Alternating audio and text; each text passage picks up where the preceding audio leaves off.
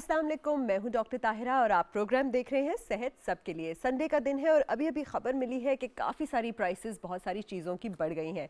जैसे ही बढ़ती हुई प्राइसेस का पता चलता है तो स्ट्रेस लेवल भी शूट अप होता है और स्ट्रेस लेवल के साथ साथ बीपी भी शूट अप हो जाता है और फिर आपको आपके फेसबुक फीड में आती हैं बेशुमार खबरें जिसमें लिखता है कि किसी को दिल का दौरा पड़ गया, इसको पड़ गया, उसको पड़ गया और कुछ ना कुछ हो गया। अब ये दिल का दौरा जो पड़ता है उसको कैसे आइडेंटिफाई करना है, कैसे पता चले कि एक्चुअली ये जो आपको ठंडे पसीने आ रहे हैं, ये आपको दर्द सा जो है वो उठ रहा है, आपकी बाजू से उठ रहा है, बैक पे जा रहा है, दिल घबरा रहा है, ये वाकई दिल का दौरा है या नहीं है। और शायद सिर्फ एक फिजी ड्रिंक पी लेने से या बदहजमी समझ के इसको इग्नोर करना काफ़ी नहीं है, बल्कि इसके अलामात को समझना और वक्तन फ़वक्तन चेकअप कराना और इस पर बिल्कुल टाइमली इसका डायग्नोसिस और फिर ट्रीटमेंट लेना कितना ज़रूरी है। इसलिए आज जो हमारे गेस्ट हैं बहुत ही रिस्पेक्टेड है और बहुत ही बड़े कार्डियोलॉजिस्ट हैं, one of the founders of RIC हैं, major general retired doctor Azhar Mahmood Kiyani साहब हैं। Thank you so much doctor Azhar for coming this Sunday morning and telling all this valuable information to अस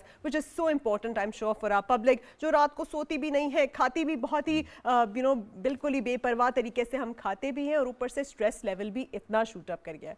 तो मुझे थोड़ा सा ये बताइए कि ये जो अलामात हैं जिनको हम समझते हैं कि भाई आपकी उंगली से दर्द है, वो उठ रहा है, वो बैक की तरफ जा रहा है, या फिर दिल जो है वो तेज तेज धड़क रहा है, चेस्ट की टाइटनेस हो रही है, जकड़ा जा रहा है, ठंडे पसीने आ रहे हैं, किन लोगों में it actually is a heart attack? They should feel scared of it कि ये वाकई दिल का दौरा मुझे पड़ रहा है और अभी मैंने इसके लिए क्या करना है। जी जी, आई थिंक ये बहुत अच्छा सवाल है। और ये सवाल ऐसा है कि जिसमें से आई थिंक जो लोग भी प्रोग्राम देख रहे हैं उनके लिए बड़ा ज़रूरी है कि एक सटल मामूली से जो सिम्टम या अलामात होती हैं उनको हम नज़रअंदाज करने की कोशिश करते हैं और वही हमें वार्निंग मिल रही होती है हार्ट अटैक की, और हम उसे नज़रअंदाज करके उस हार्ट अटैक को जो है वो इनवाइट करते हैं। और ये अभी रिसेंटली ऐसे ही हुआ। लोग, मेरे एक जानने वाले थे, बहुत अच्छे डॉक्टर्स थे और वो जॉगिंग भी करते थे, जिस पे जो ट्रैक्स हैं इनके ऊपर भी जाया करते थे, और सडनली कार्डियक अरेस्ट हुआ है ना। होता ही है कि कोई हार्ट अटैक ऐसा नहीं है जिसमें अलामात ना हो, सिम्टम्स ना हो, सडनली कोई चीज़ नहीं आती। आपको वार्निंग मिल रही होती है, कहीं थोड़ी सी डिस्कम्फर्ट हुई और चंद मिनट्स के लिए हुए, 2-3 मिनट्स के लिए, और गायब हो गई और आपने समझा बस ठीक हो गया, कुछ नहीं है, मैंने कुछ खाना खाया था उसकी वजह से ये प्रॉब्लम हो गया। कई दफ़ा मैदे में दर्द हुई और उसके साथ आपको नाजिया, वॉमिटिंग या हल्की सी पसीने आने शुरू हो गए और वो भी चंद मिनट रही, गायब हो गई और आपने कहा कुछ नहीं हुआ। या फिर कभी ऐसे हुआ कि एग्जर्ट किया आपने, सीढ़ियाँ चढ़ी और या तेज़ चले तो आपके सीने पे दबाव आ गया, या दबाव ना आया, बाजुओं में दर्द आ गया, जबड़े में दर्द आ गया, गर्दन में दर्द आ गया, और या पीछे चला गया कंधों के दरमियान में, और जब आप रुके तो वो ठीक हो गया तो आपने उसे भी इग्नोर किया। इसी तरह आपको कई दफ़ा कोई दर्द नहीं होता, घबराहट, पसीने अचानक आते हैं और आपको पता है कि कुछ चीज़ गड़बड़ है। ये सारी की सारी अलामात जो हैं वो दिल वाली हैं। एक अलामत, एक हार्ट अटैक ऐसा है जिसका सीने में दर्द ही नहीं होता, और वो है इन्फीरियर एमआई, जिसमें से आपको पेट में दर्द होता है। और पेट में दर्द जब होता है तो बहुत सारे डॉक्टर्स जो हैं वो उसको भी मिस करते हैं, डॉक्टर्स भी मिस करते हैं और मरीज़ भी मिस करता है। और मरीज़, ये कोशिश मरीज़ की ये होती है कि मुझे बताएं कि मुझे हार्ट अटैक नहीं है और मेरा मैदा ही है, किसी और के ज़िम्मे लगा दे ये काम के सिम्टम्स उसकी वजह से है। तो वो भी नहीं चाहता कि उसको बताया जाए कि उसे हार्ट का प्रॉब्लम हो रहा है, तो वो लेट हो जाता है और हार्ट अटैक हो के और कॉम्प्लिकेशन करवा के फिर वो हॉस्पिटल आता है। बाय दैट टाइम उसका हार्ट काफ़ी हद तक डैमेज हो चुका होता है, एक वाल्व डैमेज हो, कोई लीक होना शुरू हो जाता है, हार्ट बड़ा हो जाता है, हार्ट फेल हो जाता है, हार्ट ब्लॉक हो जाता है, या किसी किस्म का भी अरिथमिया हो सकता है। तो अगर उसे टाइम पे ट्रीटमेंट मिल जाए तो एक तो हार्ट अटैक से बच सकता है जो डैमेज नहीं होता, और प्लस उसकी ट्रीटमेंट हो जाती है और उसकी आर्टरीज कहीं आगे टेस्ट वेस्ट करवा के, जो एंजियोग्राफी करवा के, जो कि पता चल जाता है कितनी नालियाँ बंद है, कोई स्टेंटिंग या ट्रीटमेंट की ज़रूरत है कि नहीं है, वो उसी वक्त फ़ौरन हो जाती है। तो इन सारी चीज़ों से बचा दे कि पूरी दुनिया में दिल के प्रॉब्लम्स हैं, पूरी दुनिया में हार्ट अटैक होते हैं, लेकिन वहाँ का अगर सिस्टम ऐसा है कि मरीज़ को एजुकेट किया हुआ और इसी तरह अवेयरनेस और एजुकेशन प्रोग्राम से उनके पास काफ़ी हैंड आउट्स और लिटरेचर और काफ़ी कुछ होता है, पता चल जाए कि मैंने कब डॉक्टर के पास पहुंचना है और फिर इमरजेंसी सर्विसेज आपको अवेलेबल हों जहाँ पे वो डायग्नोज करें और ट्रीटमेंट शुरू कर दें, तो आप बिल्कुल नॉर्मल रहते हैं। दो दफ़ा गए, 3 दफ़ा गए, 4 दफ़ा गए, स्टेंटिंग हुई, बार बार स्टेंटिंग हुई, बार बार बाईपास हुए, लेकिन आप ठीक रहे और 80-90 साल तक पहुँच गए। शर्त यह है कि जब आपको अलामत हो, जब आपको तकलीफ हो, तो आप फ़ौरन अस्पताल पहुँचे, डॉक्टर से कंसल्ट करें, और डॉक्टर वो जो जानता है कि जी उसको डायग्नोज कर सके, उसे ECG भी पढ़नी आती हो, मरीज़ के सिम्टम का भी पता हो कि कैसे मैंने डायग्नोज करना है, ताकि मरीज़ बेचारे का कई दफ़ा होता है कि मरीज़ तो अपनी तरफ से कोशिश करता है, सही टाइम पे पहुंच जाता है, जिस डॉक्टर के पास पहुंचता है उसे एग्जामिन करना नहीं आता, उसे डायग्नोज करना नहीं आता, वो ECG नहीं पढ़ सकता, उसे नहीं पता क्या टेस्ट करवाने हैं। और ये भी है थोड़ी सी हमारी डिसऑनेस्टी होती है कि अगर नहीं पता तो किसी और के पास नहीं भेजते, क्या कि वो रेफ़र कर दें कि जो स्पेशलिस्ट है उसके पास रेफ़र करते हैं कि वो ज़रा देख ले ताकि मरीज़ की जान बच जाए। ये चीज़ें जो है वो बड़ी इंपॉर्टेंट है। ये सटल सिम्टम्स हैं, कोई हार्ट अटैक ऐसा नहीं है जिसकी अलामात नहीं है। एग्जैक्टली सर, आपने ये तो कहा कि जब अलामात हो तब तो डॉक्टर के पास जाएं। अब हमारी गाड़ी बंद हो जाती है तब तो हम मैकेनिक के पास जाते हैं, लेकिन एक गाड़ी की रेगुलरली सर्विसिंग भी तो कराते हैं, जाके देखते हैं भाई इंजन ऑयल में वो डालता है ना, एक लंबी सी गाड़ी डालता है, निकालता है, कहता है बहुत ग्रीस है, चेंज करा लें इससे पहले कि बंद हो जाए। तो हमारे हार्ट के टेस्ट हम क्यों नहीं कराते? हम जो रेगुलर स्क्रीनिंग है, एनुअल मेडिकल स्क्रीनिंग का जो कॉन्सेप्ट है, स्पेशली अगर आप फॉर एग्जाम्पल ओवर 40 हैं, आप ओबीस हैं, आपको हाइपरटेंशन है, ये सारा कुछ भी है, और वैसे भी आप क्यों नहीं, हमारे यहाँ ये ट्रेंड नहीं है कि उनको पता हो कि भाई उनकी हार्ट में कोई ब्लॉकेज तो नहीं आ गया? तो इसकी इंपॉर्टेंस के ऊपर भी बात कीजिए कि how important is regular medical screening, और वो कौन कौन सी टेस्ट हैं जो बहुत ज़्यादा रेलेवेंट है इससे। ये बहुत ज़रूरी सवाल है। आई थिंक इसमें से ये सबसे बड़ी रिक्वायरमेंट ये है कि जब हमारी एज 30-35 से ऊपर हो तो एक रूटीन के टेस्ट हैं जो साल में एक दफ़ा ज़रूर करवा लेने चाहिए। और अगर आपकी फैमिली हिस्ट्री है, फैमिली हिस्ट्री मीन्स कि आपके वालदैन, बहन भाई, ददयाल ननियाल में किसी को है 40s 50s में, तो आपको होगा।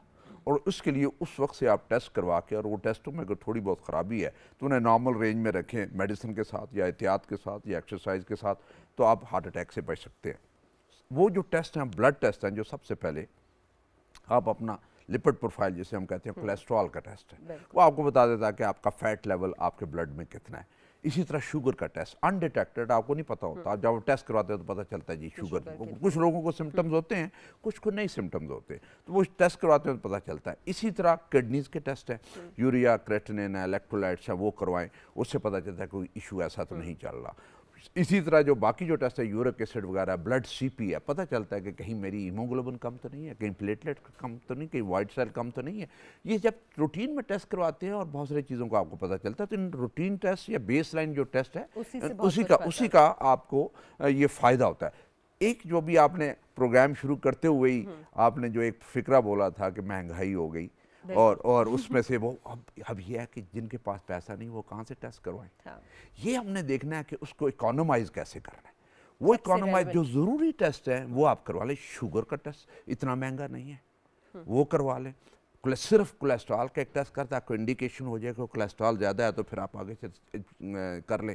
किडनी का यूरिया क्रेटिनिन इतना महंगा नहीं है, वो करवा लें। एक ECG करवा लें। दूसरा जो सरकारी अस्पताल, अगर आप अफोर्ड नहीं करते तो सरकारी अस्पतालों में स्ट्रेस टेस्ट या ETT टेस्ट जो है वो 35 साल 30 साल की उम्र में एक दफ़ा साल में ज़रूर करवाना चाहिए। और एक है इकोकार्डियोग्राम जो अल्ट्रासाउंड है हार्ट का, वो साल में एक दफ़ा ज़रूर करवाना चाहिए। बहुत सारी कई दफ़ा होता है कि सिम्टम्स आते हैं, आप इग्नोर करते हैं, आपकी ECG ख़राब नहीं होती। जब आप लेट की ECG करवाते हैं, जब एक्सरसाइज करते हैं तो आपकी ECG में चेंजेस आनी शुरू हो जाती हैं, और वहाँ से वो जो कोई छुपी बीमारी होती है वो आपकी उस टेस्ट के ऊपर आ जाती है, और फिर आगे वो लीड मिलती है, और उससे आगे फिर आप आगे जाकर उसे डायग्नोज करते हैं। बिल्कुल सही कह रहे हैं सर। और एक कॉलर ले लेते हैं। जी अस्सलाम वालेकुम। जी अस्सलाम वालेकुम, कौन कहाँ से बोल रहे हैं? अच्छा, मुझे लगता है वो भी महंगाई का सुन के आ गए थे कॉलर, लेकिन मेरा ख्याल है अब उनकी आवाज़ नहीं आ रही है, कोई कनेक्शन इशू है। तो हम जो बात कर रहे थे टेस्ट की, आपने कहा कि मोस्ट इंपॉर्टेंट टेस्ट हम कर लें, लेकिन अगर किसी को, ये तो चले जनरल स्क्रीनिंग में आ गया, अब किसी को अलामात हुई, फॉर एग्जांपल उसको चेस्ट टाइटनेस हुई, उसको शॉर्टनेस ऑफ ब्रेथ हुई, और वो जाके पता करना चाहता है कि भाई मुझे हुआ है, तो वो कौन से कार्डियक एंजाइम्स हैं या BNP या कार्डियक एंजाइम्स हैं, और वो उनको करा लेना चाहिए, और करके अगर उसको पता लग जाना चाहिए कि नहीं? क्योंकि देखिए आप बहुत सारे आजकल प्राइवेट लैब्स वगैरह भी हैं जो बहुत एडवर्टाइज कर रही होती है कि आप अपना कार्डियक प्रोफाइल करा लें। तो is it advisable, is it necessary, और is it not? It is necessary. I think it's very important, specially अगर आपकी फैमिली में हिस्ट्री है तो फिर तो आपको ये ज़रूर करवाने चाहिए। वो आपको करंट रखते हैं कि जी कि आपकी हेल्थ स्टेटस क्या है, और उसमें से जो ही कोई अगर टेस्ट ख़राब हो तो आप ठीक करें। और दूसरा, अपनी डाइट और एक्सरसाइज का ख़ास ध्यान करें। साल में एक दफ़ा वर्जिश वाला टेस्ट ईटीटी ये ज़रूर होना चाहिए, और ब्लड टेस्ट एक दफ़ा ज़रूर होने चाहिए। अगर वो ख़राब हो तो उन्हें ठीक करें एक्सरसाइज और डाइट से, और उससे भी ना अगर ठीक हो तो डॉक्टर के मशवरे के साथ मेडिसिन आप शुरू करें, और मेडिसिन से कंट्रोल होते हैं। देखिए, कोलेस्ट्रॉल वगैरह जो है ना, बहुत सारे लोगों का कोलेस्ट्रॉल तो डाइट से और एक्सरसाइज से ठीक हो जाता ठीक है। यानी एक्सरसाइज अगर आप आधा घंटा डेली करें तो उससे नीचे आ जाता है। और अगर आप चिकनाई वाली चीज़ें कम करें, जिसमें गोश्त का इस्तेमाल कम हो, आजकल तो गोश्त वैसे भी महंगा है, महंगा हो तो ये गया है। आपकी सेहत के लिए लेकिन आजकल ये आपकी सब्जियां सेहत भी के लिए महंगी बहुत हो गई अच्छा डॉक्टर है। साहब, ये आपकी सेहत के लिए सब्जियां भी कम नहीं है। बेशक नहीं नहीं, मैं तो आपको प्रेफर जी। कीजिए कि मुझे अगर घर का दूध या दही मिल गया और चटनी मिल गई है तो मैं उससे खाना खा लूँगा। हाँ, मुझे रोटी मिलनी चाहिए, that's the most important. Right. आटा मुझे मिलना चाहिए, चाय वो रोटी मुझे मिलनी चाहिए, बाकी कोई चीज़ मिले या ना मिले, उस चीज़ से मैं गुजारा कर लूँगा, और वो जी। मेरी सेहत के लिए अच्छा। जितनी मेरी चिकनाई ज़्यादा होगी, मैं पराठा खाऊंगा, मैं अंडे खाऊंगा, मैं गोश्त खाऊंगा, तली चीज़ें खाऊंगा, उतनी मेरी खून में जो है चर्बी ज़्यादा होगी और चिकनाहट ज़्यादा होगी और मेरी नालियों को बंद करेगी। तो इसलिए उसे जितना परहेज़ करें वो बेहतर है। दूसरा, मीठे का ज़्यादा इस्तेमाल, ये चीनी का, बेकरी का, कोल्ड ड्रिंक्स हैं, फास्ट फूड्स हैं, इनका अगर जितना इस्तेमाल करेंगे वेट भी बढ़ेगा, चिकनाई भी ज़्यादा होगी, शुगर भी ज़्यादा होगी। और हमारी जो शुगर का, आप देखें हर दूसरा तीसरा बंदा भी शुगर के साथ फिर रहा है, उसकी ये वजह है कि हमारी डाइट ऐसी अनहेल्दी डाइट है, और दूसरा, हमें आदत नहीं है एक्सरसाइज करने की या बिल्कुल चलने की। अब हमने साइकिल भी छोड़ दी है, बाइक और गाड़ियों पे हम आ गए हैं, जहाँ पैदल चलते थे। नहीं, आज के बाद वो भी छोड़ देंगे। कॉलर की तरफ बढ़ते हैं। जी, अस्सलाम वालेकुम। वालेकुम सलाम। जी, कौन बोल रहे हैं, कहाँ से? मेरा नाम मकसूद हुसैन है और मैं बहावलपुर से बात कर। जी, बताइए, अपना सवाल बताइए। मेरे ना सीने में दर्द होता है बहुत ज्यादा, ठीक है। तो मैंने कई दफा ईसीजी भी करवाई है, आपकी उम्र भी लेकिन बताइए। उसके बावजूद भी कभी डॉक्टर कहते हैं बिल्कुल ठीक है, हार्ट आपके का कोई मसला नहीं है। ठीक है, आप अपनी उम्र बताइए। मेरी उम्र है तकरीबन 50 साल के करीब है। 50 साल। और वजन भी जी। बताइए अपना। मेरा वजन है 76 केजी, और हाइट? Height 5 foot 7 inch. अच्छा, आपकी सांस फूलती है? जी, सांस फूलती है। सांस तो मेरी ऐसे लेटे लेटे भी जो है ना मेरे दर्द हो जाता है। अच्छा, और आपको चेस्ट अच्छा, मेरी टाइटनेस? वालदा को भी ये मसला था। ठीक है एग्जर्शन पे होता है। जी। आपको चलने फिरने पे भी सांस ज्यादा फूलती है, जैसे थोड़े से कदम लिए उठे तब फूलती है? जी, अगर मैं थोड़ा सा ज्यादा चल लूं तो भी मेरी सांस फूल जाती है। वजन थोड़ा सा भी उठा लूं खाना तो भी खाने के सांस बाद। फूल जाती आपको कोई सोजिश वगैरह है आपके टांगों पे, सोजिश वगैरह है। नहीं, टखनों वो पे? बिल्कुल नहीं है। वो नहीं, नहीं है। वो खांसी नहीं। भी नहीं रहती आपको? जी, खांसी तो नहीं रहती? खांसी नहीं, खांसी बिल्कुल नहीं रहती। ठीक है। और आपने ईसीजी और ये सब कुछ करा लिया है, इकोकार्डियोग्राम हो गया आपका? नहीं, इको नहीं हुआ, लेकिन वो चलिए। डॉक्टर ईसीजी से ही मुझे वो वापस कर देते हैं कि आपका हार्ट बिल्कुल ठीक है, कोई प्रॉब्लम नहीं है आपको। आपको खाना खाने के बाद सीने में दर्द होता है? नहीं, खाना खाने के बाद भी सीने में कोई दर्द नहीं होता। आप दिन में कितना चल लेते हैं? दिन में मैं तकरीबन 5-6 किलोमीटर चल लेता हूँ। और जब वो 6 किलोमीटर जब आप चलते हैं तो उस वक्त चलते हुए आपको कुछ सीने में दर्द होता है? नहीं, मैं आपको सारे दिन की रूटीन का 6 किलोमीटर मुसलसल नहीं चलता। अगर मुसलसल चलना पड़ जाए, आपको 15-20 मिनट चलना पड़ जाए, मुझे दर्द हो जाएगा। बस फिर आपको दिल की तकलीफ है और आपकी दिल की नालियां बंद हैं। आप वहाँ पे जो अस्पताल है वहाँ पे जाए, डॉक्टर जो सरकारी अस्पताल भी आपके बहावलपुर में है, जहाँ पे कार्डिक दिल वाला जो है डिपार्टमेंट है, और वहाँ पे जाके ईसीजी, खून के टेस्ट और ईटीटी करवाएं। हो सकता है कि आपकी एंजियोग्राफी की ज़रूरत पड़े और वो पता चले कि दिल की नालियाँ बंद है, और फिर जो वो इलाज तजवीज़ करें वो इलाज करवाएं। लेकिन आपको मसला है, आपको चाहिए कि आज इतवार है, अगर कोई आज भी अगर दर्द हो रहा है तो फ़ौरन अस्पताल चले जाएं, अगर नहीं दर्द हो रहा तो कल ओपीडी में वहाँ अस्पताल में चले जाएं, और ये टेस्ट जो आपको जो बताए गए हैं ये सारे टेस्ट करवाएं। तो होपफुली अब जब के टेस्ट हो जाएं, उनकी कोई रिपोर्ट्स वगैरह आ जाएं, तो हमें बेशक अगले हफ्ते वाले जो प्रोग्राम है, संडे वाले प्रोग्राम में हमें बता दें, फिर फर्दर आपको हम गाइड करेंगे इंशाल्लाह। ठीक है, बहुत शुक्रिया। थैंक यू जी, बहुत शुक्रिया। तो सर, ये जो अनस्टेबल एंजाइना है, या एंजाइना या चेस्ट पेन या इस तरह से ऑन एक्सर्शन जो होता है, ये कैसे लोग मिस कैसे कर देते हैं? लाइक हाउ लेकिन अभी ये तो देखना, ये इनको तो दर्द हो रहा है और ये कोई काम नहीं करते, काम नहीं कर सकते, चलते हैं तो दर्द हो जाता है। यही एंजाइना है और यही दिल की तकलीफ है। अब वो फाइनली जब वो हार्ट अटैक होता है तो बंदा लेट जाता है, चलने के काबिल भी नहीं रहता, तो फिर जाते हैं हॉस्पिटल पहुंचते हैं, उस वक्त तक बहुत डैमेज हो चुका होता है। तो इसलिए ये जब सिम्टम, जिन्होंने ये प्रोग्राम जो देख रहे हैं और जिन्होंने इन कॉलर्स को सुना है और हमारी गुफ्तगू भी सुनी है, उन्हें पता है जी कि ये इनको ये प्रॉब्लम जो हो रहा है, इस तरह का अगर प्रॉब्लम किसी को भी हो रहा है तो उनको यही मशवरा है कि वो फ़ौरन अस्पताल, अपने जो कार्डियोलॉजिस्ट है नज़दीक तरीन जो अस्पताल है वहाँ पर जाएँ। देखें वहाँ पर जो एक तो हर एक जो नाजरीन है उन्हें ये पता होना चाहिए कि जहाँ मैं रह रहा हूँ मेरे नज़दीक तरीन डॉक्टर कौन है, मेरे नज़दीक तरीन अस्पताल कौन है, अगर मुझे कोई इमरजेंसी हुई तो मैं कितने मिनट्स में इस अस्पताल में पहुँच सकता हूँ। और ये एक्सरसाइज हर को करनी चाहिए। और इस डॉक्टर के पास कितना पहुँच सकता हूँ, किसी डॉक्टर का कॉन्टैक्ट मेरे पास है कि नहीं जिसे मैं इमरजेंसी में कॉन्टैक्ट कर सकूँ और उससे मशवरा ले सकूँ। लेकिन आप जब किसी जगह पे टाइम ज़ाया करने की ज़रूरत नहीं है, जो अस्पताल खुला है, सरकारी अस्पताल खुला है, उसकी इमरजेंसी खुली है, फ़ौरन वहाँ पे पहुँचे, बेसिक अपनी ईसीजी और टेस्ट जो आपने बात किया था, एक आजकल टेस्ट है वो बड़ा सेंसिटिव ड्रॉप आई टेस्ट है। वो नॉर्मली तो पहले हमारे सारे वो कार्डियक एंजाइम के टेस्ट होते थे जिसमें सारी चीज़ें आती थी, उनको टाइम लगता था। तो ये बड़ी जल्दी फ़ौरन 10-15 मिनट में आपको रिपोर्ट पता चल जाती है कि आपको इशू है कि नहीं है, दाखिल करने की ज़रूरत है या घर भेजने की ज़रूरत है और कोई फर्दर आगे कोई टेस्ट करने की ज़रूरत तो नहीं है। तो इन चीज़ों से हमें पता चल जाता है। लेकिन कई दफ़ा होता है कि ये सारे टेस्ट आपकी जाते हैं, आपकी ईसीजी भी नॉर्मल है, आपका ड्रॉप आई भी नेगेटिव है, लेकिन आपको टिपिकल चेस्ट पेन हो रहा है और आपको हार्ट अटैक जो हो रहा है वो उसको फिर उसकी आपने नहीं देखना होता जी कि टेस्ट पॉजिटिव है कि नहीं, फिर आपको उसने उस पेशेंट को उसी हार्ट अटैक के हिसाब से ट्रीट करना होता है। एक मेरा ख्याल है कॉलर बीच में बोले जा रहे हैं। जी अस्सलाम वालेकुम। अस्सलाम वालेकुम, मोहम्मद आरिफ बात कर रहा हूँ सरगोदा से। जी बताइए। डॉक्टर अस्सलाम वालेकुम। जी वालेकुम सलाम जी। डॉक्टर साहब मैं पेशेंट हूँ हार्ट का, मुझे पिछले साल में एंजियोग्राफी हुई थी, तो उसमें मेरी जो मेन आर्टरी थी ना उसमें तो उन्होंने कहा था थोड़ी सुकड़ रही है और उसके अलावा मेरी बारीक नाली है ना वो कहते डैमेज हो गई है। तो मैं उसके बाद अपना मेडिसिन लेता हूँ, मैं 5 से 7 किलोमीटर वॉक करता हूँ, उसमें मुझे ऐसा कोई पेन नहीं होता, लेकिन ये होता है कि मुझे दबाव पड़ा रहता है हर टाइम। तो यहाँ पे खातिमुन नबीन वाले हैं कार्डियोलॉजिस्ट, उन्होंने मुझे कहा था कि आपका ना स्टंट डलेगा, लेकिन दोबारा जब मैं गया हूँ तो उन्होंने कहा स्टंट नहीं डलेगा क्योंकि आपकी जो नाली है ना वो बहुत बारीक है। तो इसका क्या मसला हल होगा और क्या मुझे दोबारा एंजियोग्राफी करवानी चाहिए कि नहीं करवानी चाहिए? थी उसमें मेरी थी 30 मेरी थी उसकी रेशो थी इको में, मैंने साल में 2 से 3 दफा करवाई है, इको मेरी ठीक आई है।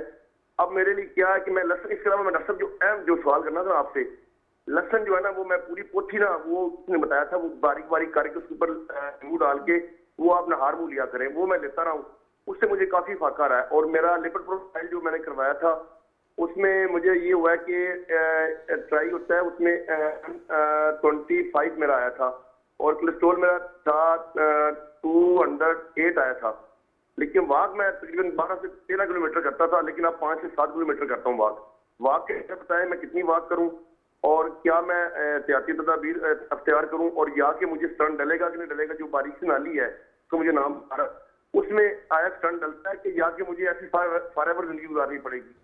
उम्र भी बता दीजिए अपनी। जो आपने मुझे टाइम दिया डॉक्टर साहब। जी एज भी बता दीजिए और वजन भी। मेरा एज जी तकरीबन 50 और मेरा वजन है 77। पहले मेरा वजन था 97 था। स्मोकर हैं आप? स्मोक भी करते हैं क्या? स्मोक करते हैं? स्मोकिंग करते हैं? स्मोकिंग कभी कभार। ओके। और एंजियो कब? तो इसमें ये है कि मेरे बहनोई पिछले साल फोत हुए थे, मैं बहुत ऊंचा रोया था, इतना ऊंचा रोया था, उसके बाद मुझे ये पेन शुरू हुआ था। ये नहीं मुझे पता कि पहले मेरा वेट बहुत ज्यादा था, मैं वॉक बहुत ज्यादा करता रहा था और उसके बाद ये है कि मेरे पट्टे ना गर्दन में खिंच जाते हैं बिल्कुल। ठीक है। आपकी एंजियोग्राफी कब हुई थी? जो पिछली आपको उन्होंने किया था डाई डाल की टेस्ट, वो कब हुआ था? ये मेरा हुआ था जी लास्ट ईयर हुआ था, अप्रैल में हुआ था। ओके ठीक है जी। ठीक तो है जी। मैं चाहता हूँ कि लहसन वगैरह कितना इस्तेमाल करूँ, आया कि मेरा डिस्टर्ब तो नहीं करेगा डॉक्टर साहब? नहीं, कि लहसन में जो पूरी पोथी खाता लहसन की भी वो पूरा का पूरा खा लेते हैं, वो कह रहे हैं तो मैं इससे ज्यादा इस्तेमाल करूँ या इतना काफी है? देखिए ये एक मिथ है जी कि लहसुन जो है वो दिल की नालियों को साफ़ करता है। ये कोई भी आप अगर हर्ब्स और ये हमारी सब्ज़ी खाएंगे तो दिल के लिए अच्छे होते हैं, लेकिन ख़ासकर लहसुन नहीं है। लहसुन के बहुत बड़े ट्रायल्स हुए थे और उसमें लहसुन में उन्होंने कहा था जी कि क्या इसका कोई फ़ायदा है कि नहीं, और उसके जो ट्रायल्स हुए थे नर्सेज और डॉक्टर्स पे हुए थे और बहुत से थाउजेंड्स के हिसाब से, लेकिन उसका कोई फ़ायदा नहीं आया था। उस ट्रायल में कोई फ़ायदा नहीं आया। तो वो कहते स्वाय मुंह में से बू आने के और कोई फ़ायदा नहीं है। तो इसलिए इसका इतना फ़ायदा है जितना लोग रिलीजियसली से खाते हैं। बड़ा ज़रूरी है मरीज़ के लिए अपनी दवाइयाँ बाकायदगी से खाएं। ये टोटके जो है वो खा ले, इस्तेमाल कर ले उसे, अगर ज़हनी तौर पे उनसे सुकून मिलता है, लेकिन दवाइयों का ज़्यादा फ़ायदा है, टोटकों का इतना फ़ायदा नहीं है। इसी तरह भी और बहुत सारे टोटके चलते हैं, शहद है, अजवा है, वो बीच में सारे ग्रीन टी तो उसका तो है सिलसिला, उसके कैलोरीज वैल्यू नहीं है, उसका अच्छा फ्लेवोनॉइड का अच्छा इफेक्ट है, वो तो ठीक है। लेकिन जो बाकी चीज़ें हैं, आपने अपनी डाइट खुराक सादा रखनी है, यानी सब्जी, दाल, कम उसमें चिकनाई, सूखी रोटी, अंडे की सफ़ेदी खा ली और दूध का गिलास पी लिया बगैर मलाई के, वो आपके लिए बहुत अच्छा है। सब्जी फ्रूट जितना खाएंगे वो आपके दिल के लिए अच्छा है। शुगर का अगर है मसला तो शुगर के हिसाब से फिर फ्रूट खाएं, जिसमें से शुगर कंटेंट ज़्यादा है वो ज़रा कम खाएं, और दूसरी जो फ्रूट है जिनमें कम कंटेंट है वो खाएं, तो आपके दिल के लिए बहुत अच्छा। इनके सवाल का जो जवाब ये है कि ये 15 की एज है, और उन्होंने कहा जी कि अभी एक्चुअली ये जो उन्होंने रिपोर्ट बताई है उसके ऊपर मैंने ओपिनियन अपनी देता हूँ।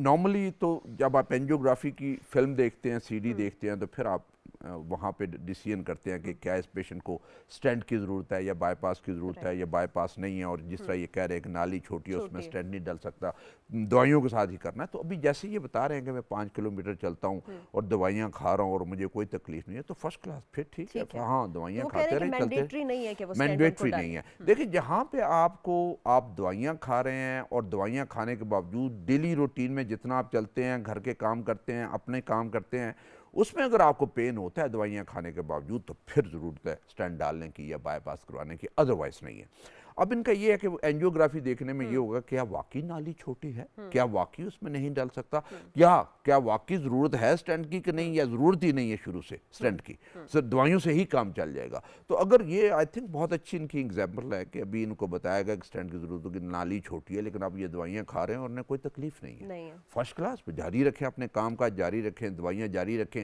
और कहीं आगे जाके कहीं कोई तकलीफ ज़्यादा होती है तो दवाइयों की डोज एडजस्ट हो जाती है, कोई और दवाई बीच में ऐड हो जाती है, तो कोई परेशान होने की कोई ज़रूरत नहीं है। मैं नॉर्मली हम इन्हें ऑफर नहीं कर सकते कि हमें सीडी अपनी दिखा देंगे जिसमें देख के, तो इनका जो बेसिकली ये हमारे हिसाब से फिट है, ये अपनी जो दवाइयाँ जारी रखें, डेली रूटीन जारी रखें, हर 3 महीने के बाद टेस्ट जो है वो करवा लें, और इतना लहसुन ना इस्तेमाल करें। मैं कभी कभी कर लिया बीवी भी भाग जाए जी। अगला नंबर जी बताइए, अगले कॉलर जी। अस्सलाम वालेकुम जी। वालेकुम अस्सलाम। मेरा डॉक्टर साहब से 2 सवाल आते हैं। एक तो ये मालूम करना है कि ये जो ट्रॉपी आई का डॉक्टर साहब टेस्ट बता रहे हैं, ये कुछ कितने घंटे पुराना, मतलब खुदा न खास्ता कोई हार्ट का इशू हो तो डायग्नोज कर देता है उसके अंदर, मतलब कितने घंटे पुराना मसले को ये जाहिर कर देता है। और दूसरा ये मैंने पूछना है, तकरीबन जब मैं रोज सुबह उठती हूँ सबसे पहले तो मेरे सेंटर ऑफ द चेस्ट में बहुत ज्यादा थोड़ी देर के लिए 2-4 मिनट के लिए सख्त दर्द होती है, फिर उसके बाद नॉर्मलाइज हो जाती है।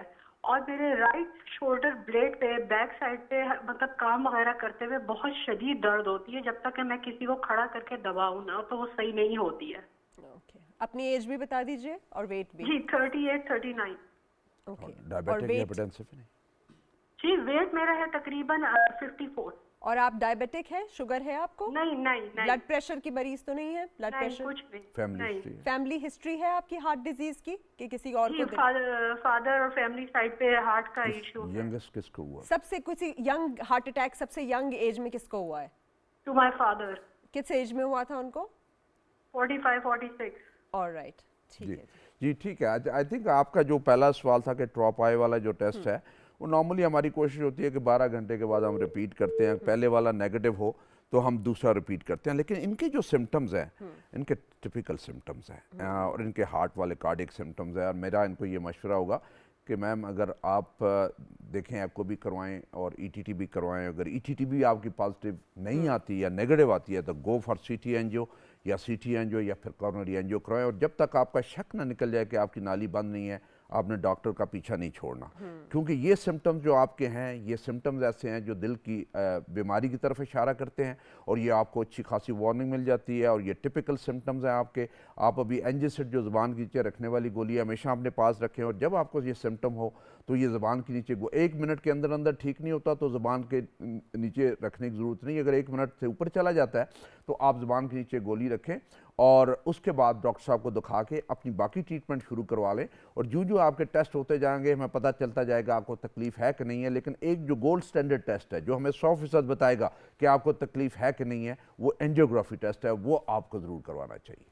जैसे आपने कहा डॉक्टर साहब कि आप ज़बान के नीचे रख लें सबलिंगुअल नाइट्रोग्लिसरीन जो रखते हैं, तो आप एडवाइस करते हैं कि हर इंसान जिसको ब्लड प्रेशर का मरीज़ हो या हार्ट डिजीज़ हो तो वो ये रख ले और उसको इस तरह के सिम्टम्स आएँ तो वो रख लिया करे अपनी ज़बान के बिल्कुल नीचे? जी, बिल्कुल। हर घर में और हर वो इंसान जो कि 30 ईयर से ऊपर है, चाहे वो मर्द है या औरत है। अभी पहले होता था कि हमारी फीमेल जो थी 45 की एज पे जो है मैंने रखी भी है लेकिन। हाँ, वो प्रोटेक्टेड होती है। अब वो भी प्रोटेक्टेड नहीं है। हमारे पास लेडीज़ आ रही हैं 30s 40s में हार्ट अटैक के साथ आ रही हैं। तो ये एंजिसिड और डिस्प्रिन दूसरी गोली जो है डिस्प्रिन ये हर घर में होनी चाहिए। और कहीं अगर आपको देखें इसका अगर आपको हार्ट की तकलीफ नहीं है तो आपने इसे इस्तेमाल किया तो इसका कोई नुकसान नहीं है, स्वाइस के थोड़ी सी घबराहट और सर दर्द थोड़ा सा होगा क्योंकि ये दिल की नालियां खोलती है, सर की नालियां भी खोल देती है। और हाँ, तो वो उससे हेडेक होता है आपको कई दफ़ा। और दूसरा अगर डिस्प्रिन है तो डिस्प्रिन अगर आपने चिबा के खा लिया तो उसका कोई नुकसान नहीं, अनलेस कि अगर आपको कोई अल्सर वल्सर ऐसी कोई चीज़ है तो पानी में घोल के सॉल्युबल सबसे बेस्ट ये होता है कि सॉल्युबल एस्प्रिन जो है वो पानी में घोल के आप पी ले तो वो सेफ है आपके लिए। और ये आप कोई चीज़ खा के तो फिर उसके बाद डिस्प्रिन, लेकिन ये आपके पास होनी चाहिए। और ये मैजिक मेडिसिन है, ये मैजिक है। देखिए डिस्प्रिन और एंजिसिड बहुत ही सस्ती मेडिसिन है और उसमें से आप लेके इमरजेंसी के लिए ये इस्तेमाल कर सकते हैं। हर घर में मौजूद होनी चाहिए। अगर अस्पताल जा रहे हैं आपको तकलीफ हुई है, घर से ये मेडिसिन ले लें फिर अस्पताल पहुंचे तो बहुत बचत हो सकती है ना, वो बजाय काफी इसके कि बचत वो हो जाती फिजी है। ड्रिंक लेमन डाल के पिलाते रहते हैं कि भाई इनको इनकी बदहजमी है, गैस निकले, आप ये कर लिया करें। अगले कॉलर की जाने पड़ते हैं। जी अस्सलाम वालेकुम। अस्सलाम वालेकुम जी कौन बोल रहे हैं, कहाँ से? जी, सरदार कबीर बोल रहा हूँ आज़ाद कश्मीर से। जी बताइए। ये डॉक्टर साहब की ये पूछना था, डॉक्टर साहब ने मेरी जियोग्राफी की थी 15 साल पहले, अच्छा तो वो मसल ब्रिज बताया था इन्होंने। आज रात को मुझे बहुत तकलीफ हुई है, अचानक दिल की धड़कन बहुत तेज हो गई। ओके तो ये पूछना चाह रहा हूँ कि अभी वो इंजोसिड पड़ी हुई थी रात को, मैंने खाई है, उससे मुझे फर्क पड़ा है, लेकिन मैं कहता हूँ कि अब मुझे क्या एहतियात करनी चाहिए? आप डॉक्टर के पास गए नहीं अभी? ले जाइए। जी नहीं क्या। अच्छा उम्र भी बता दीजिए, वजन भी, डायबिटीज है, हार्ट डिजीज और वो आपने बताया ऑलरेडी है, हाइपरटेंशन है? स्मोकर जी जी वो है ब्लड प्रेशर है, ले रहे दवा जी, उसकी? है। और क्या- स्मोकिंग क्या- भी करते हैं? जी जी बात भी करता हूँ। Smoking cigarette? नहीं स्मोकिंग नहीं करता। अच्छा और दवाई कौन सी ले रहे हैं ब्लड प्रेशर की या हार्ट की अभी? ये मॉनिटर ले रहा हूँ, कितने मिलीग्राम? कितने मिलीग्राम ले रहे हैं? ये 5 mg 5 ठीक है। mg। और क्या क्या ले रहे हैं बता दीजिए। और लिपिगेट ठीक है। और एक और कोई और भी है। डॉक्टर साहब ने मेरी जियोग्राफी की थी 15 साल जी, पहले, तो इन्होंने ठीक है। मसल ब्रिज भी बताया था मुझे। ठीक है है, डॉक्टर ठीक है। अच्छा नहीं वो आपके मैंने बात सारी सुन ली है। अभी आपको चलने से कोई सीने में दर्द तो नहीं होता? जी जी नहीं, दर्द नहीं होता। और आप वॉक कितनी कर लेते हैं रोजाना? वॉक नहीं करता। हाँ तो वॉक क्यों नहीं, सबसे सस्ती और बगैर पैसे की जो चीज़ मिलती है वो वॉक है, जो आपने चलना होता है। तो वो करनी तो बहुत ज़रूरी है। आपको ब्लड प्रेशर भी है, ब्लड प्रेशर भी आपका ठीक होगा, मसल ब्रिज भी आपका जो है वो यूज टू हो जाएगा और आपको मसला नहीं होगा। अभी आप देखें 15 साल तो बहुत अरसा हो गया। मसल ब्रिज जो है ये कोई बीमारी नहीं है, ये पैदाइशी तौर पे जो है एक कंडीशन है जिसमें से कोई ज़्यादा तकलीफ़ नहीं होती। और आप बहुत ज़्यादा ज़ोर लगाएं फिज़िकली या मेंटली तो फिर जाके कहीं तकलीफ़ होती है। कोई चढ़ाई वाई ज़्यादा चढ़े तो ठीक है, उसके लिए आप मॉनिटर ले रहे हैं तो मॉनिटर ने वो चीज़ कवर की हुई है आपकी। तो अगर आप एक्सरसाइज नहीं, अगर आपको सिम्टम्स नहीं हैं तो फिर करने की आई थिंक कुछ फिक्र करने की बात नहीं है। लेकिन ये जो रात को आपने धड़कन का बताया था उसमें पॉसिबल है कि हो सकता है कि कल आपने अपनी मॉनिटर मिस की हो या परसों मिस की हो और उसके बंद करने से आपके दिल की धड़कन तेज़ हुई हो। लेकिन आपको फ़ौरन अस्पताल में दिखाने की ज़रूरत है, ECG करवाने की ज़रूरत है। और आपको दोबारा सारे टेस्ट जिसमें खून के सारे टेस्ट हैं, lipid profile, sugar, blood CP, uric acid, urea creatinine, echo, ETT, ये सारी की सारी चीज़ें करवाने की ज़रूरत है। हो सकता है कि उस वक्त तो आपकी नॉर्मल कॉर्नरीज आ रही थी 15 साल पहले और अब उनमें कोई बीमारी आ गई हो, तो ये सारे के सारे टेस्ट आपको दोबारा करवाने की ज़रूरत है। जी सर जी, ये 3 महीने पहले मैंने ये चीजें कराए हैं। ठीक है। ये जितने मैंने टेस्ट बताए हैं ये टेस्ट करवा के अगले हफ्ते हमें फिर बताइएगा। Thank you sir. और थैंक यू। अच्छा, मुझे हैरत है कि लोग कितना वेट करते हैं, बिल्कुल बिगड़ के बिल्कुल एंड स्टेज पे ही जाके डॉक्टर के पास जाते हैं। मतलब नहीं इस वक्त देखिए जी, बिल्कुल चला हमारा जाए। तो एक ये भी तो होता है ना कि डॉक्टर के पास जाएंगे गैर जरूरी तो कोई नई चीज़ ना निकाल दे। हाँ, लेकिन ये तो बहुत ज़रूरी है ये, ना। ये बहुत ज़रूरी है, लेकिन जब आपको पता है कि ये इशू है, वो आई थिंक वो एक ट्रस्ट वाला सिलसिला जो है ना वो बड़ा बड़ा ज़रूरी है कि जहाँ पे एक तो मुझे हमेशा ये कहता हूँ कि अपने अपने इलाके में वो डॉक्टर ढूंढ लें जिससे आपको ट्रस्ट। जिस पे आपको ट्रस्ट है, जो ऑनेस्ट है, आपको दयानतदारी से एक मशवरा देता है, आपको गाइड करता है कि किधर जाना है किधर नहीं जाना, मसला है कि नहीं है, बंदे को तसल्ली। बहुत देखिए मेरे पास जो ओपीडी में पेशेंट आते हैं, बहुत सारे पेशेंट जो है आप कहें कि 70-75% आते हैं जो पेशेंट होते ही नहीं है। हाँ, मैंने उन्हें चेक कर बताना कि आपको कुछ नहीं है, और अगर मैंने उसमें शक डाल दिया कि नहीं यार आपको ये हो सकता है ये हो सकता है, तो वो शक कोई डॉक्टर भी नहीं निकाल सकेगा, सही। चाहे वो ठीक भी हो, 100% ठीक हो। इसलिए आई थिंक वो पहला जो मशवरा होता है वो बड़ा इंपॉर्टेंट होता है, ताकि कोई शक डाले उन्होंने कहा जी हो सकता है कोई ऐसी चीज़ हो, लेकिन इसका शक निकालना ज़रूरी है। तो उससे पेश जब वो टेस्ट वेस्ट होकर शक निकल जाते हैं, जब वो ठीक है, फिर आपने उसे रीअश्योर करवाना होता है आपको कुछ भी नहीं है, आप बिल्कुल नॉर्मल है, जाकर नॉर्मल काम करें। हाँ, रेगुलर इंटरवल पे आपने कभी कभार आकर अपने टेस्ट ज़रूर करवा लिया करें। अच्छा डॉक्टर साहब, हमारे यहाँ ये भी है ना कि जैसे आपने कहा ना इम्पोर्टेंस कि आप दवाइयाँ लेते रहें, हमारे ये सोचते हैं कि भाई कितना अरसा, वो अक्सर नेक्स्ट मैसेज आपको करते हैं आपने दवाई प्रिस्क्राइब कर ली कि कितना अरसा मैंने ये दवाई लेनी है। तो थोड़ा सा आप इस चीज़ के ऊपर स्ट्रेस करके हमारी ऑडियंस को ये बताइए कि जैसे अगर आपकी नालियों में आ गई है, ब्लॉकेज आ गई है, कोलेस्ट्रॉल है, आप जैसे लिपिटॉर्वो ले रहे थे, स्टैटिन्स ले रहे हैं, फाइब्रेट, ये जो कुछ भी ले रहे हैं उसको लेते रहना है। बीपी की दवा है तो उसको लेते रहना है, और उसको छोड़ेंगे तो आपको मसला आएगा, क्योंकि लोग छुट्टी जाते हैं छोड़ देते हैं, कहीं शादी हो रही थी नहीं हमने नहीं लिया फिर हार्ट अटैक हो गया। तो इस चीज़ के ऊपर जो कंप्लायंस है उसके ऊपर थोड़ी सी हाँ, बात ये कीजिए। बहुत बड़ा प्रॉब्लम है, ये बिल्कुल बहुत बड़ा प्रॉब्लम है। हमारे पास ज़्यादातर मरीज़ जो है जो बिल्कुल कंट्रोल होते हैं, शुगर भी, ब्लड प्रेशर भी, दिल की भी उनकी बीमारी कंट्रोल होती है, और हमारे पास इमरजेंसी में आते हैं जब उन्होंने दवाइयाँ बंद कर दी होती हैं। और मैं तो हमेशा मरीज़ को शुरू में ही बता देता हूँ कि ये कब्र तक लेनी है, बिल्कुल। इसलिए कि ये बीमारी ने ठीक नहीं होना, इसने कंट्रोल होना है, और ये बीमारी आपके साथ कब्र तक जाएगी। इसलिए जब तक आप हैं जिंदा, ये दवाई अपने डॉक्टर के मशवरे से लेते रहें। उसकी खुराक ऊपर नीचे हो सकती है डॉक्टर के मशवरे के साथ, लेकिन इसे बंद नहीं करें। जब तक डॉक्टर ना मशवरा दे इसको बंद करना है, आपने किसी सूरत में इस दवाई को बंद नहीं करना। और मैं हमेशा मरीज़ों को ये कहता हूँ कि जब आप इस हदायत पे अमल करते हैं तो आपको एमरजेंसी में अस्पताल जाने की ज़रूरत नहीं पड़ती। आप नॉर्मल रूटीन में ओपीडी पे अपने टाइम पे डॉक्टर को दिखाने जाते हैं। उस इमरजेंसी में पूरा घर भी परेशान होता है, खुद भी परेशान होते हैं, खर्चा भी ज़्यादा होता है, और हर एक का काम भी बिगड़ जाता है। तो इसलिए उससे बचने के लिए बड़ा ज़रूरी है कि आप एहतियात करें और अपनी दवाई टाइम पे पूरी खा लें।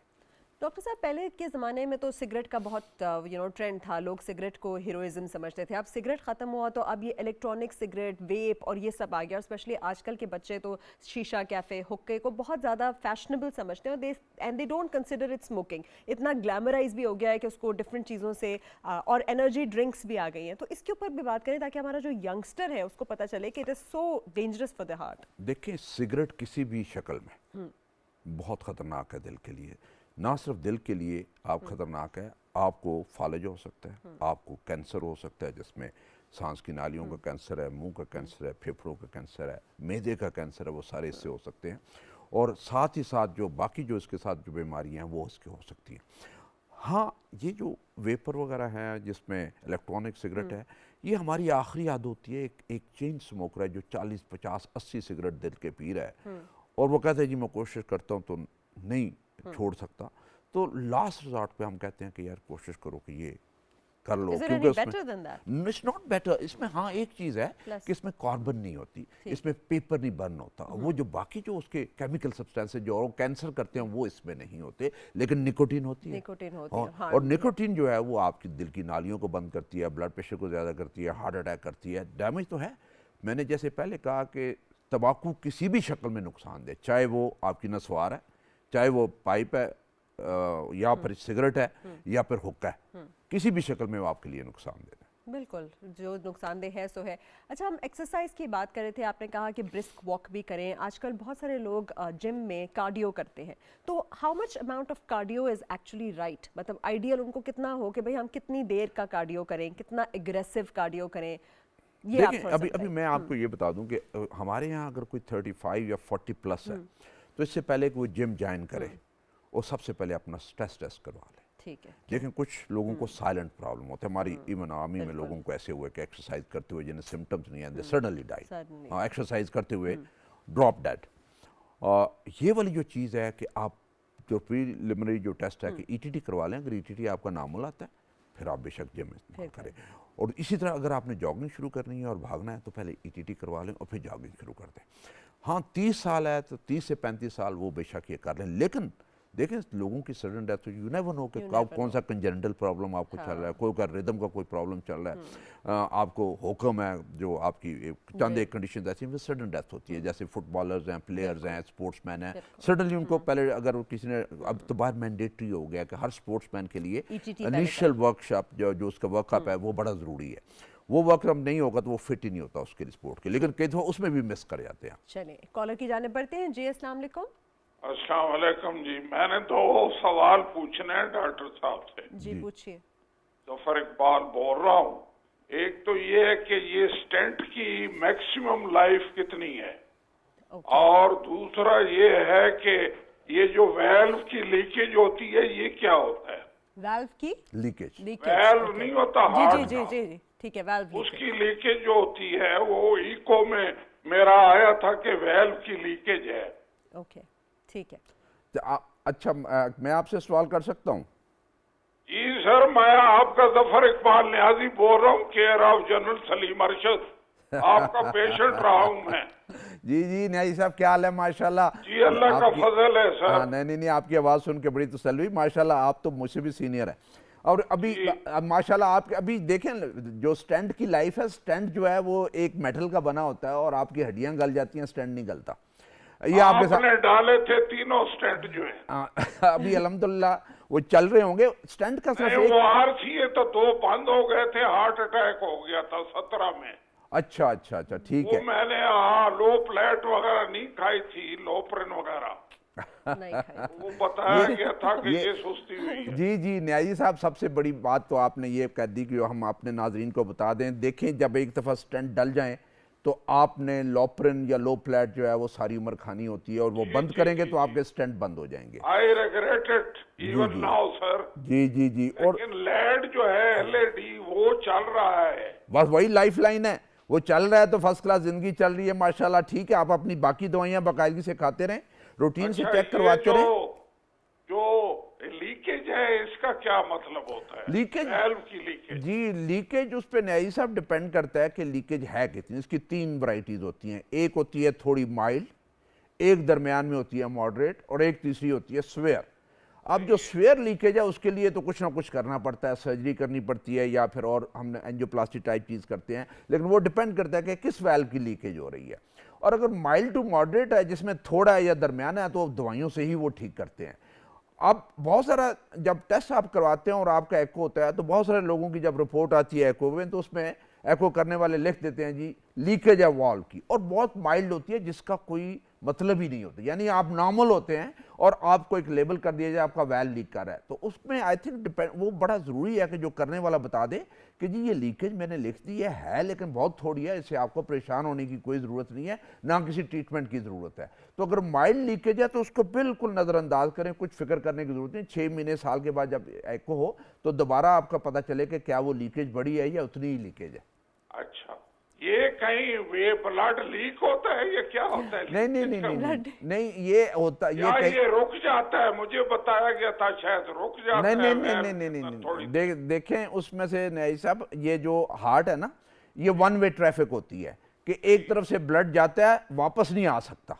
सही है। दूसरी राइट जो गंदा खून है जिस्म से इकट्ठा होकर दिल के अंदर जाता है, फेफड़ों में साफ होता है, वापस लेफ्ट साइड हार्ट के अंदर आता है, और वो साफ खून ऑक्सीजनेटेड जो होता है वो पूरे जिस्म में जाते हैं, और इस पूरे फ्लो को वैल्व कंट्रोल करते हैं, और वैल्व आगे सीधा भेज सकते हैं, पीछे नहीं आने देते ब्लड को। जिन वैल्व लीक कर रहे हैं उनका ब्लड थोड़ा सा पीछे आना शुरू, उसे हम लीकेज कहते हैं, और वो पीछे आना शुरू हो जाता है, और उसको फिर ठीक करना पड़ता है। अगर ज्यादा हो तो सर्जरी के लिए, अदरवाइज मामूली हो तो कोई फिक्र वाली बात नहीं है, और दिल से बाहर ब्लड लीक नहीं होता, दिल के अंदर ही होता है जो कुछ होता है। अच्छा, तीसरा जो है मैं किडनी का भी प्रॉब्लम है, क्रेटिनिन लेवल जो है और जीएफआर जो है वो ठीक नहीं है, तो मुझे बताई गई थी एंजियोग्राफी, लेकिन उन्होंने एडवाइस किया कि ये जो डाई डालते हैं ना एंजियोग्राफी के लिए, वो किडनी को डैमेज करती है। तो कुछ लोगों ने कहा रीनो प्रोटेक्टिव किस्म की कोई भी आती है, कोई मतलब डाई जो है, तो वो एडवाइजेबल होगा। वो किडनी प्रोटेक्टिव जो है, रीनल प्रोटेक्टिव, उसके साथ एंजियोग्राफी हो सकती है या नहीं? आपका क्रेटिनिन कितना है? क्रेटिनिन है 1.84। और नहीं, ये इतना ख़राब नहीं है। आई थिंक वो हैं डाइज हैं जो कि नॉन ऑनिक डाइज और स्पेशल डाइज हैं, फिर उसकी क्वांटिटी कम कर देते हैं, फिर उसको डाइल्यूट कर लेते हैं, तो वो उससे भी हो जाता है। लेकिन ये डिपेंड करता है कि आपको तकलीफ़ कितनी है, क्या हमें आपकी एंजियोग्राफी की ज़रूरत भी है कि नहीं ज़रूरत। अगर आपको चलने से कोई सीने में दर्द नहीं हो रहा और कोई प्रॉब्लम नहीं हो रहा, तो ये खामखा टेस्ट करवाने की कोई ज़रूरत नहीं है आपको। ये मैं सर्दियों में चूंकि चला नहीं था ना जी, तो मुझे ये सांस फूलने लग गया था। फिर वो ये दी है, वो नाइट्रेट दी है और रैन कार्ड दी है, उससे बेहतर हो गया हूँ मैं। बस वो दवाइयाँ खाते रहें और फिलहाल बेशक एंजियोग्राफी आप ना करवाएं। सही है, थैंक यू, थैंक यू। चलिए, he was very well informed. और वैसे सर्दियों का ये जिक्र करते हैं तो सर्दियों में मेटाबॉलिज्म भी स्लो हो जाता है, ब्लड भी हमारा थिक हो जाता है, फ्लो भी नहीं होता इसलिए, और लोग हिलते जुलते भी तो ज़्यादा नहीं है। इसमें सर बहुत ज़्यादा लोग जैसे आपके नट्स भी खाते हैं, और कहा जाता है कि मेडिटेरेनियन डाइट है तो omega 3 fatty acid is really good for you, fish and olive oil, nuts. So is that true? Is it really good? Mediterranean diet का तो डेफिनेटली एक रोल है, लेकिन उसमें यह है कि तरीके से खाएं। बहुत ज़्यादा हैंडफुल वो से ज़्यादा ये nuts। कहते हैं कि जितने हम नट्स खाएंगे उतनी हमारी नालियां साफ होगी, ऐसा नहीं है। उतनी फैट और ऑयल उसमें हो जाता है, फिर वो चीज़ें हैवी हो जाती हैं, कैलोरीज आपकी बढ़ जाती हैं। नट्स खाएं लेकिन थोड़े खाएं, हमें 3-4 मॉडरेशन में ही और है। अभी ट्रांस फैट भी तो बैन हुआ है recently, I think just yesterday उन्होंने कहा कि बिल्कुल भी आपने कोई ऐसे प्रोडक्ट नहीं यूज़ करना जिसके अंदर ट्रांस फैट हो। So what do we look for in that? Vegetable fat, olive oil, सारे जितने भी आप जो है ना, हमारा जो ज़्यादातर इस्तेमाल होता है जहाँ पे इस्तेमाल शुदा तेल, हाँ, और उसी में से हम कुक करते हैं, उसी में से पकौड़े, समोसे, मछली तली सारी, ये सारी की सारी जो है ये आपके लिए इंजूरियस है। ये जो फ्रेश होता है, हमेशा ये होता है कि देखें बाज़ार में आप कभी कभी आपको दिल करता है खाना खाने का, लेकिन बाज़ार की जो तेल की क्वालिटी है, मसालों की जो क्वालिटी है, फूड की जो क्वालिटी है, वो आपको कई दफ़ा बीमार कर देती है। घर में जो होता है, मैं कहता हूँ कि तेल कोई भी जो नबाताती जितने वेजिटेबल ऑयल्स हैं वो सारे के सारे आप इस्तेमाल करते हैं, और अपना जो सामने बना हुआ है वही खालिस है। जैसे सरसों का तेल हो गया, या कनोला का तेल हो गया, या इवन ऑलिव ऑयल हो। कभी ऑलिव ऑयल पाकिस्तान में भी शुरू हो गए हैं, एक्सट्रैक्ट करते हैं, मशीनें लग गई हैं, और अपना ऑलिव्स हैं, और थोड़ा सा महंगा लेकिन अच्छा है। उसमें क्वांटिटी उसकी कम होनी चाहिए आपके फूड में। यानी मैं कहता हूँ कि अगर एक घर में 4-5 बंदे और हांडी बननी है, तो उसमें एक बड़ा टेबल स्पून फुल चावलों वाला जो चम्मच है उससे ज्यादा ऊपर नहीं। और बारबेक्यू ग्रिल वगैरह ये ज्यादा better ways of baking and grilling and all of this, वो ज्यादा बेहतर है। लेकिन अगेन कोशिश ये करें कि जो गोश्त किसी भी शक्ल में हफ्ते में 3 दिन से ज्यादा ना खाएं। बिल्कुल, अभी वैसे भी नहीं खाएंगे, और पैदल भी चलेंगे और एक्सरसाइज भी करेंगे। अच्छा डॉक्टर साहब, हम थोड़ा सा आते हैं एक दूसरी चीज़ पे, जो कंजेस्टिव कार्डियक फेलियर होता है। और बहुत सारे लोग समझते हैं कि बस हमें खांसी है, ठीक ही नहीं हो रही, तो शायद कोई हमें खांसी का या गले का मसला है, और वो जाते हैं पल्मोनोलॉजिस्ट के पास ही जाते हैं, और रेफरल का क्योंकि रिवाज नहीं है, तो दे मिस आउट के ये जो सोजिश है, या ये जो हमें खांसी मुस्तकिल तौर पे हो रही है, या जो ये सारे मसाइल हैं कि एक्चुअली दिल से रिलेटेड है। तो थोड़ा सा आप बताएंगे उनको कि कहाँ होती है सोजिश, और इन चीज़ों को कैसे इन्होंने आइडेंटिफाई करना है, फिर दिल मतलब कार्डियोलॉजिस्ट के पास जाना है? आपकी बात बिल्कुल ठीक है कि जहाँ आपके पाँव सूजे हों, टांगे सूजी हुई हो, और आपकी सांस फूल रही हो, तो ये मोस्ट प्रॉब्ली दिल की वजह से, ये हार्ट फेलियर की वजह से, कंजेस्टिव कार्डियक फेलियर की वजह से। और जहाँ पे टांगे आपकी ना सूजी हो और पाँव ना सूजे हो, सांस ख़राब हो, और आपको एलर्जी हो, जैसे मिट्टी धुआं उसमें से आपको खांसी वांसी हो जाती है, तो फिर ये लंग्स की तरफ, उसकी तरफ जाता है। तो वो बहुत ज़रूरी है कि जहाँ पे आपको शक हो कि ये हार्ट है या लंग्स हैं, फेफड़े हैं, तो वहाँ पे छाती का एक्सरे और एको, 2 टेस्ट जो है आपने ज़रूर करवा लेने हैं। एको आपको बता देगा कि आपका हार्ट कितना पंप कर रहा है, इजेक्शन फ्रैक्शन कितनी है, वीक है कि नहीं। अगर वो वीक है तो फिर हार्ट वजह है आपकी सांस फूलने की और आपके दमे की। और अगर वो नॉर्मल 60% सही फर्स्ट क्लास काम कर रहा है, नॉर्मल काम कर रहा है, तो फिर फेफड़े वजह है, फिर आप पल्मोनोलॉजिस्ट को दिखाएं, और पल्मोनोलॉजिस्ट अपने से लंग फंक्शन टेस्ट करके वो देख लीजिए। हाँ, कॉलर की जाने बढ़ते हैं। जी अस्सलाम वालेकुम। जी अस्सलाम वालेकुम, मेरा नाम मोहम्मद अब्दुल्ला हमीद गुल है जी। और मैं सबसे पहले तो पीटीवी का शुक्रगुजार हूँ कि उन्होंने एक बहुत ही अच्छा मालूमाती प्रोग्राम और अच्छे लोगों को बुला के किया। आप इसी से अंदाजा कर लें कि 1 घंटे से दोनों नंबर पे फ़ोन कर रहा हूँ और आपका मकबूलियत का इससे अंदाजा है। सवाल ये है कि डॉक्टर साहब से पूछना है कि बहुत सारे लोग जो पाकिस्तान के अंदर, क्योंकि मोहल्ले, गलियां और ऐसी जगह हैं जहां ख़ास तौर पर ख़वातीन को वॉक करने का मौका नहीं मिलता, तो घरेलू एक्सरसाइजेज क्या हो सकती हैं? और दूसरा सवाल ये है कि हम जो है वो अपनी कौन सी हैबिट्स अपना के जवान नस्ल जो है, क्योंकि हम ज़्यादातर ये सोचते हैं कि हम ठीक हैं। अभी एक मिसाल है, जनरल साहब जानते हैं कि वो शेर आलम मासूद साहब थे, हमारे फेडरल सेक्रेटरी थे और अभी वो सर्विंग थे, उनका इंतकाल हो गया। उनको 2 दिन से पेट में तकलीफ हो रही थी, लेकिन बाद में पता चला कि उनकी दिल की शरेयान फट गई है। इस हवाले से मैं जनरल साहब से पूछना चाहता हूं कि अमूमन हम पेट के दर्द को मामूली समझते हैं, तो जनरल साहब इससे हमारी तरह रहनुमाई फरमाते हैं। बहुत शुक्रिया। थैंक यू वेरी मच, बहुत बहुत शुक्रिया। लाइक थैंक यू अब्दुल्ला साहब, very kind, nice of you, such a good question. ये मसूद साहब को बहुत अफसोस हुआ कि पहले डायग्नोज नहीं हो सका और वो हमारे जानने वाले थे। मैं जब जेलम में था तो उनके फादर मेरे GOC थे, जनरल आलम जान मसूद, जेलम में। और ये चीज़ें अब्दुल्ला साहब, हम ये प्रोग्राम जो कर रहे हैं, इस प्रोग्राम का यही मकसद था कि इसकी आगे ही अवेयरनेस, एजुकेशन पब्लिक की वो की जाए और उन्हें बताया जाए कि कब आपने डॉक्टर के पास जाना। हमने डॉक्टर साहब ने अभी जो मुझसे पहले शुरू में सवाल किया था कि अलामात क्या हैं, तो उन अलामात में मैंने बताया था कि ये ज़रूरी नहीं है कि जब आपको हार्ट अटैक हो रहा हो तो आपके सीने में दर्द हो रहा हो, आपके पेट में दर्द हो सकता है। और पेट के दर्द के साथ जब आपको घबराहट और पसीना आना शुरू हो जाए और आपको ये पता चले कि आपकी तबीयत ठीक नहीं है, आप ठीक नहीं हो, ऐसे है जैसे जान जा रही है या मुझे लगता है कि मैं बस जा रहा हूँ या मुझे कुछ चीज़ हो रही है, तो ये समझे कि आपको हार्ट अटैक हो रहा है। पेट का दर्द को आपने इग्नोर नहीं करना। और मैं हमेशा ये, पहले भी हमने इस प्रोग्राम में कहा कि डॉक्टर्स भी मिस करते हैं, डायग्नोज नहीं कर सकते कि हार्ट अटैक हो रहा है। ECG भी कई दफ़ा नॉर्मल होती है, मिस कर देते हैं। और फिर जो कार्डियक सेंटर्स हमारे, ये इमरजेंसीज हैं, वहाँ पे जाया जाए और उन्हें पता होता है कि ये कोई ना कोई इस तरह का हार्ट अटैक होता है। और उसमें से हमारी 2 आर्टरीज ऐसी हैं जिसमें जब दर्द होता है तो वो पेट में दर्द होता है, सीने में दर्द नहीं होता। और इसमें से जो गोल्ड स्टैंडर्ड टेस्ट होता है, एक तो ट्रॉपाई टेस्ट जो हमने बताया कि जी फ़ौरन इमरजेंसी में वो टेस्ट करवाते हैं और वो पॉजिटिव आ जाता है तो हम कहते हैं जी ठीक है, फ़ौरन एंजियोग्राफी करें। और उसे हम प्राइमरी PCI उसी वक्त ही एंजियोग्राफी करके फ़ौरन स्टेंट डाल के नाली को खोल के तो ठीक कर देते हैं और हार्ट डैमेज नहीं होता। और ये प्राइमरी PCI इसीलिए, अभी देखें हमारे जितने भी सरकारी अस्पताल हैं जो यहाँ पे फैसिलिटीज़ अवेलेबल हैं, इंक्लूडिंग मेरा जो अस्पताल है वो अवेलेबल है, वहाँ पे प्राइमरी PCI होते हैं। हम जब कन्विंस्ड होते हैं कि नहीं इस मरीज़ को हार्ट अटैक हो रहा है तो सीधा का सीधा इनिशियल जो बेसलाइन टेस्ट है वो करवा के तो हम एंजियोग्राफी में ले जाते हैं। और एंजियोग्राफी में एंजियोग्राफी ऐसा टेस्ट है जो आपको 100% बताता है कि कितनी नालियां बंद हैं, क्या अभी उसको खोलने की ज़रूरत है, स्टेंट डालने की ज़रूरत है कि नहीं, या बाईपास की ज़रूरत है या किसी और चीज़ की ज़रूरत है। तो ये चीज़ें बड़ी इंपॉर्टेंट है। और पहले सवाल का पहला हिस्सा आपका बड़ा इंपॉर्टेंट था कि हमारा कल्चर ऐसा, सोसाइटी ऐसी, ख्वातीन हमारी जो घरों से बाहर नहीं निकल सकती और हमारे यहाँ फैसिलिटीज़ ऐसी है नहीं है कि हर महल्ले में हर जगह पे पार्क्स हों और वहाँ पे वॉकिंग वाला कोई ट्रैक हो और ख्वातीन के लिए अलग हो, वहाँ पे हड़ूश होता है और कई दफ़ा आपकी प्राइवेसी नहीं होती और कई दफ़ा आप कंफर्टेबल फील नहीं करते।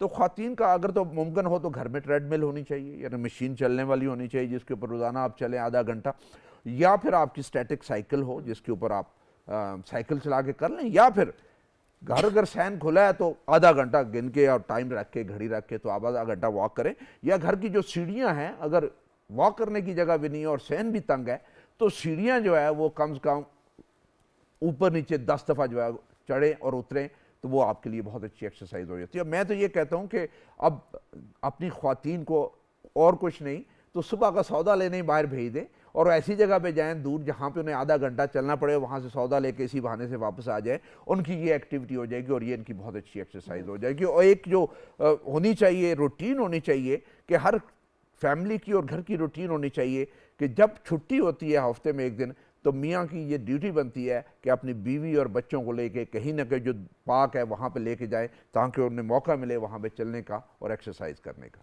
बिल्कुल, तो आज संडे वाला दिन है, प्लीज़ लेकर जाइए पार्क्स में और घुमाइए अपने बीवी बच्चों को। और एक और चीज़ भी है, मेरा ख्याल है हम नौकरों पे बहुत डिपेंडेंट हो गया। अगर हम नौकरों को भी छुट्टी दे दें और अपने घर की सफाई सुथराई ही कर दें तो वो जो पोछा और झाड़ू है अगर वो औरत वो खुद कर दे तो उसमें भी काफ़ी अच्छी एक्सरसाइज हो जाती है पूरे घर की और आपके बाकी वो भी हो जाती है। अच्छा डॉक्टर साहब, अब बिल्कुल हम वाइंड अप की तरफ बढ़ ही रहे हैं। आपने बहुत ही इंपॉर्टेंट 2 टेक होम मैसेजेस जो हमें दिए हैं कि आपने दिल की ये जो सारे प्रॉब्लम्स हैं, जैसे ही आपकी चेस्ट टाइटनेस होती है, जैसे ही ठंडे पसीने होते हैं, जैसे आपको लगता है पेट का दर्द है और वो नहीं है, तो आपने एंजिसेट की गोली या डिस्प्रिन की गोली जो रखी हुई है उसको इस्तेमाल करनी है। वेरी इंपॉर्टेंट मैसेज, आज ही एक गोली ले लीजिए और अपने वॉलेट में ज़रूर रख लीजिए और अपनी एनुअल स्क्रीनिंग की तरफ भी जाइए।